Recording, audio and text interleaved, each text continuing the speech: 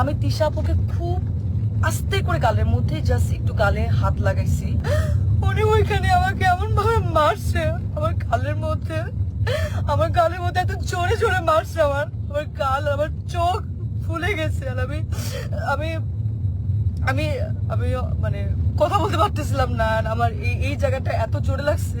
উনি জানি না আসলে উনি কিছু খাইছে কিনা, গতকালকেও খুব উইয়ার্ড আচরণ করছে। উনি আমাকে মেরে আমার এখানে যে দেখেন দাগ, খামচির দাগ, হাতে দাগ, রক্ত বের করে ফেলছিল কালকে প্রথম সিনে। আমাকে এমন ভাবে মারছে, আমার এক পাশে কারের দুলো কোথায় পড়ে গেছে, আমার কোনো কিছু খেয়াল নাই। উনি এটা ইন্টেনশনালি করছে এবং করার পর আমি বললাম যে আপু এটা কি করলেন, আপনি কেন মারলেন আমাকে, আপনার তো এটা সিনে ছিল না। এন্ড উনি আমাকে যাটা গালাগালি শুরু করছে। তানজিন তিশা আপুর জন্য আমি খুব সুন্দর ঢাকা থেকে গিফট নিয়ে আসছিলাম। তিশা আপু আমাকে এরকম ফোন দিয়ে থ্রেট দিছিল যে হ্যাঁ ফারানের সাথে কাজ করতে পারবা না, কেয়া পায়েল, তারপর আরো অনেককে এরকম ফোন দিয়ে উনি থ্রেট দিছে যে কাজ করা যাবে না। ফারান ভাই সাথে কেন কাজ করবো না, কি সমস্যা কি? তখন আমি বলছি হ্যাঁ আমার ফারান আমার জামাই হয়। 40 মিনিট 50 মিনিট এরকম বাথরুমের মধ্যে আটকা থাকতো, কি খায় না খায় আমরা জানি না, মানে গায়ে থেকে গন্ধ আসে এন্ড কেমন যেন পাগলের মতো অ্যাটিটিউড করতেছে। এখন উনি কি নেশা করছে কি নেশা করে না সেটাও আমি জানি না। এভাবে যদি আর্টিস্টকে স্ক্রিনের মধ্যে শুটে গিয়ে যদি এভাবে মারে এবং যাচ্ছে তাচ্ছে ভাবে খারাপ ব্যবহার করে, তাহলে তো সেটা মেনে নেওয়া যায় না, এভাবে তো কাজ করা যায় না। তানজিন তিশা আজকে উনি যেটা করলো আমার সাথে, আমি এত নাইসলি ওনাকে গিফট দেওয়ার চেষ্টা করলাম, সেটাও তো নিল না, উল্টা আমাকে মারলো শুটিং সেটে। এটা কি ঠিক করলো? হ্যালো, আসসালামু আলাইকুম। আজকে আমি লাইভে আসছি একটা কথা বলার জন্য। আমার কাছে মনে হয় আমার এটা জানানো উচিত।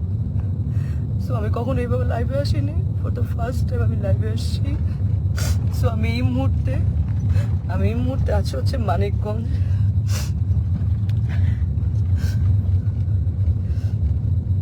আমি এই মুহূর্তে আছি মানিকগঞ্জ ডিরেক্টর রাফাত মজুমদার, রিঙ্কু ভাইয়ের একটা কাজে আসছি ফিকশনে। এখানে আমার সাথে আছে তানজিন তিশা, সুতিজামান, সেলিম ভাইয়া, মোমেন আন্টি এবং অ্যাক্টর মিরাপি। তো আমি জানি না আসলে গতকালকে আমার প্রথম সিন এবং গতকালকে আমি মানিকগঞ্জ আসি। এসে আমি তানজিন তিশা আপুর জন্য আমি খুব সুন্দর ঢাকা থেকে গিফট নিয়ে আসছিলাম যে আমি তানজিন তিশা আপুকে গিফটগুলো দিব। কারণ আপু এত সিনিয়র, আপু একটা ফিল্ম করতেছে, আপুকে উইশেসের জন্য আমি আপুকে আসলে গিফটটা দিই, কিন্তু আপু গিফটটা নেয় না এবং সে গিফট অ্যাকসেপ্টও করে না এবং সেখানে সবাই ছিল, সবাই দেখছেও। তো আমি কিছু বলি না যে উনি হয়তো গিফট নেয় নেই, ঠিক আছে মেনে নিচ্ছি। তো আমার প্রথম সিনে আমি যখন শুরু করছি তখন সেখানে প্রথম সিনে উনি আমাকে সিনের মধ্যে ছিল না, উনি আমাকে মেরে আমার এখানে যে দেখেন দাগ, খামচির দাগ, হাতে দাগ, রক্ত বের করে ফেলছিল কালকে প্রথম সিনে। এবং সেইটা যখন মনিটরে এসে আমি যখন দাঁড়াইছিলাম তখন রিঙ্কু ভাইয়া এবং সেলিম ভাইয়া দুজনেই বলতেছিল যে তিশার কি হয়েছে, তোমার সাথে কি কোনো ঝামেলা আছে আগে, ও তোমাকে এভাবে মারলো কেন বা কি আসে বিষয়। আমি তখন আসলে এক পর্যায়ে আসলে আমি বলে দিছিলাম যে হ্যাঁ এর আগে আমি যখন আসলে নাটকে মুশফিকুর ফারহানের সাথে কাজ করতাম অ্যাজ এ কো আর্টিস্ট হিসেবে, তখন তিশা আপু আমাকে এরকম ফোন দিয়ে থ্রেট দিছিল যে হ্যাঁ ফারহানের সাথে কাজ করতে পারবা না। আমাকে না আরো অনেককে আসলে এরকম উনি ফোন দিয়ে থ্রেট দিছিল যে পায়েলকেও, কেয়া পায়েল, তারপর আরো অনেককে এরকম ফোন দিয়ে উনি থ্রেট দিছে যে কাজ করা যাবে না। তো আমি তখন বলছিলাম ওই সময়টা যে আপু কেন আমি কাজ করব না, আমি তো আর্টিস্ট, আমি তো সবার সাথেই কাজ করব, ফারহান ভাইয়ের সাথে কাজ করব, জোবান ভাইয়ের সাথে কাজ করব, সবার সাথে। ফারহান ভাইয়ের সাথে কেন কাজ করব না, কি সমস্যা কি? তখন আমি বলছি হ্যাঁ আমার ফারহান আমার জামাই হয়। আমি তখন কিছু বলি না, আচ্ছা ঠিক আছে মনে হয় পার্সোনাল ওনাদের ব্যাপার হয়তো। তারপরে এরপরে গিয়ে কিন্তু আমি ফারহানকে জানাইছি ফোন দিয়ে যে ফারহান তিশা আপু কিন্তু আমাকে ফোন দিয়ে এইসব কথাবার্তা বলছে, এইভাবে হলে তো কাজ করতে পারবো না। তো সেটাও তাও 1-2 বছর আগের কথা। যাই হোক, উনি হয়তো ওই ক্ষোভ বা এই রাগ নিয়ে আসে কিনা আই ডোন্ট নো। আজকে আমার সব সিন শেষ, আমি লাস্ট সিন। তো ওই সিনের মধ্যে লেখা ছিল যে আমি গিয়ে তিশাপুকে, সিনের মধ্যে লেখা আমি গিয়ে তিশাপুকে চট দিব এবং চট দেওয়ার পর উনি ওইখান থেকে চলে যাবে, এটা সিনের মধ্যে লেখা। তো আমি টেকনিক্যালি, আমরা তো আর্টিস্ট, আমরা তো টেকনিক্যালি কিন্তু আসলে আর্টিস্টকে আমরা যদি কেউ কাউকে মারে বা আঘাত করে আমরা কিন্তু খুব সফটলি টেকনিক্যালি সেটা করি। তো আমি তিশা আপুকে খুব আস্তে করে গালের মধ্যে জাস্ট একটু গালে হাত লাগাইছি। উনি উনি চলে যাওয়ার কথা ছিল, কিন্তু উনি চলে না গিয়ে উনি সিনের মধ্যে, ক্যামেরা ওপেন ছিল, ক্যামেরা ওপেনে সিন চলতেছে, মানিকগঞ্জে এখানে অনেক মানুষ ছিল, তারপর ডিওপি ভাই আরো সবাই ছিল, এডিটে সবাই ছিল, উনি উনি ওইখানে আমাকে এমন ভাবে মারছে আমার গালের মধ্যে এত জোরে জোরে মারছে, আমার গাল, আমার চোখ ফুলে গেছে। আর আমি আমি আমি আমি মানে কথা বলতে পারতেছিলাম না, আর আমার এই জায়গাটা এত জোরে লাগছে, তো আমি নিতে পারি নাই। এন্ড উনি এটা ইন্টেনশনালি করছে, এবং করার পর আমি বললাম যে আপু এটা কি করলেন, আপনি কেন মারলেন আমাকে, আপনার তো এটা সিনে ছিল না। এন্ড উনি আমাকে যা তা গালাগালি শুরু করছে। উনি জানি না আসলে উনি কিছু খাইছে কিনা, কারণ উনি গতকালকেও খুব উইয়ার্ড আচরণ করছে। গতকালকে উনি এরকম 40 মিনিট 50 মিনিট এরকম বাথরুমের মধ্যে আটকা থাকতো, কি খায় না খায় আমরা জানি না, ওনার গায়ে থেকে গন্ধ আসে, অ্যান্ড কেমন যেন পাগলের মতো অ্যাটিটিউড করতেছে। এখন উনি কি নেশা করছে কি নেশা করে না সেটাও আমি জানি না, কিন্তু কেমন যেন পাগলামির মতো আচরণ করছে, অ্যান্ড এটা সেটা দেখতেছে, সবাই দেখতেছে। তো উনি আমাকে চড়া মারার পর আমি বললাম যে আপু আপনি এটা কি করলেন, আপনি কেন মারলেন আমাকে এভাবে, সবাই তো দেখছে। তো উনি আমাকে বলে, আমি পরে ওনাকে বললাম যে আমি কিন্তু একটু সিকিউরিটিকে জানাবো আপু, আপনি যে আমার সাথে এটা করলেন এটা আপনি ঠিক করেন নাই, আপনি আমাকে এভাবে মারতে পারেন না। তো উনি আমাকে বলে যে ও আচ্ছা একটু সিকিউরিটিকে জানাবা, ও ভাইরাল হবা, একটু ভাইরাল হতে চাও।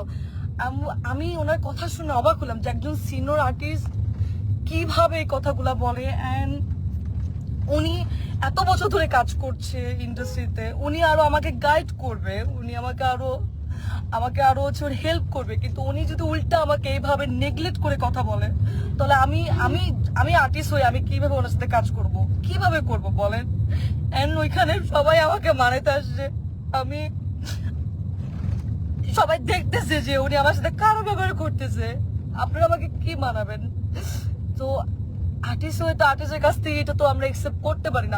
আমাকে এমন ভাবে মারছে, আমার এক পাশে কারের দুলো কোথায় পড়ে গেছে, আমার কোনো কিছু খেয়াল নাই।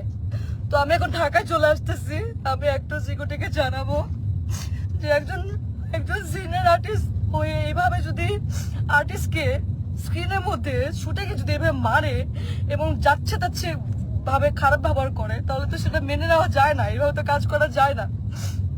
আমি তো এর আগেও মেহেজাবিন আপুর সাথে কাজ করছি, কাজের দিন রাত্রি, সেখানে বিকি ভাইয়ের কাজ করছি। কই মেহেজাবিন আপু তো আমাকে এত সুন্দর করে কিভাবে কাজ করতে হবে আমাকে সাজেশন দিছে, আমাকে এত সুন্দর করে ট্রিট করছে।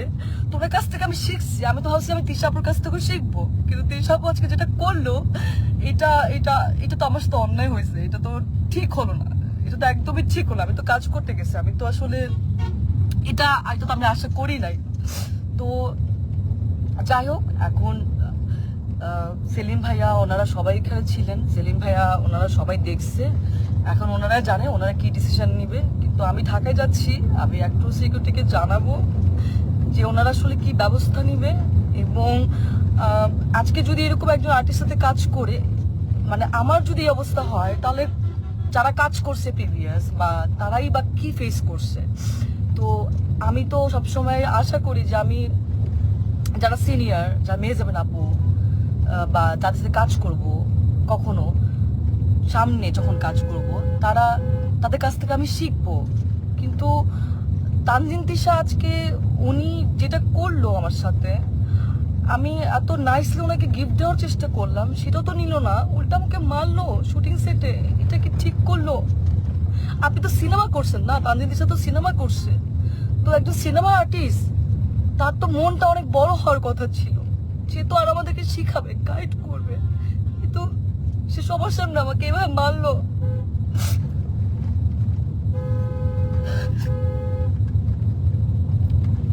যাই হোক, আমি ঢাকায় যাচ্ছি, আমি আমি আমি একটু সিকিউরিটি ওনাদেরকে জানাবো, দেখি ওনারা কি ব্যবস্থা নেয়।